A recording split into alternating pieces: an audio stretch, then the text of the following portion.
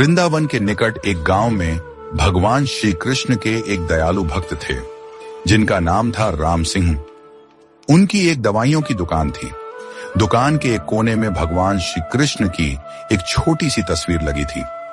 राम सिंह रोज सुबह दुकान खोलने के बाद साफ सफाई करके हाथ धोकर भगवान की तस्वीर को प्रेम और श्रद्धा से साफ करते और धूप दीप दिखाते थे। राम सिंह का एक पुत्र था, राकेश। राकेश अपनी पढ़ाई पूरी करने के बाद पिता के साथ दुकान पर बैठने लगा। वह एक पढ़ा लिखा आधुनिक सोच वाला युवक था।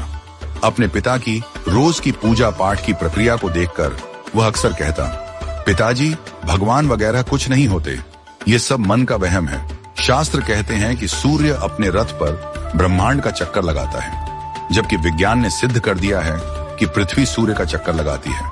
राकेश रोज इसी तरह विज्ञान के नए नए तर्क देकर भगवान के अस्तित्व को नकारता। राम सिंह अपने पुत्र की बातों को स्नेह भरी दृष्टि से सुनते और मुस्कुरा कर रह जाते।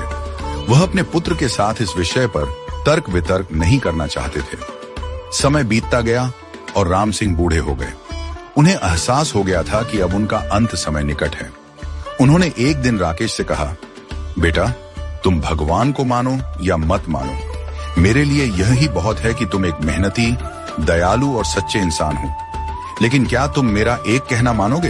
राकेश ने कहा, कहिए पिताजी, मैं जरूर मानूंगा। पिता ने कहा, मेरे जाने के बाद रोज दुकान में भगवान श्री कृष्ण की इस तस्वीर को साफ करना, और यदि कभी किसी परेशानी में फंस जाओ तो हाथ जोड़कर श्री कृष्ण से अपनी समस्या कह देना। बस इतना सा कहना मान लेना। राकेश ने सिर हिलाकर हामी भर दी। कुछ ही दिनों बाद राम सिंह का देहांत हो गया। समय गुजरता गया।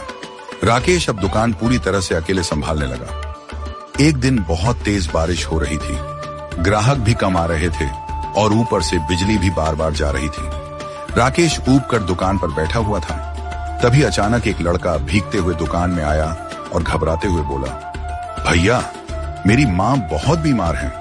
डॉक्टर ने कहा है कि अगर 4 चम्मच यह दवाई तुरंत पिला दी जाए तो ही उनकी जान बच सकती है। क्या आपके पास ये दवाई है? लड़के के चेहरे पर राहत की चमक आ गई। लेन देन के बाद वह जल्दी से दवाई लेकर चला गया। थोड़ी देर बाद जब राकेश ने काउंटर पर निगाह डाली तो उसके पैरों तले जमीन खिसक गई। उसकी नजर वहां रखी एक शीशी पर पड़ी। ये वही चूहे मारने की दवा थी जो एक ग्राहक वापस करके गया था। बिजली न होने के कारण राकेश ने वह शीशी काउंटर पर ही रख दी थी और अंधेरे में गलती से उसी शीशी को दवाई समझकर उस लड़के को दे दी। राकेश का दिल जोर जोर से धड़कने लगा। उसके मुंह से अनायास ही निकल पड़ा, हे भगवान, ये क्या कर दिया मैंने? वह लड़का अपनी माँ को जहर पिला देगा। ये तो अनर्थ हो गया। तभी उसे अपने पिता की कही हुई बात याद आई। उसने तुरंत भगवान श्री कृष्ण की तस्वीर के सामने हाथ जोड़ लिए और कांपते हुए बोला, हे प्रभु, पिताजी हमेशा कहते थे कि आप हैं। अगर आप सच में हैं तो इस अनहोनी को रोक लो। एक माँ को उसके बेटे के हाथों जहर मत पिलाओ। कृपा करो प्रभु, कुछ चमत्कार कर दो। राकेश का मन व्याकुल हो उठा और वह आंसू बहाते हुए भगवान से प्रार्थना करने लगा। तभी पीछे से भैया। राकेश ने पलटकर देखा तो वही लड़का खड़ा था। उसके कपड़े कीचड़ में सने हुए थे। वह हांफते हुए बोला, भैया, मैं फिसल गया था और शीशी भी फूट गई। प्लीज मुझे एक और शीशी दे दो। ये सुनते ही राकेश को लगा जैसे किसी ने उसके सिर से भारी बोझ हटा दिया हो।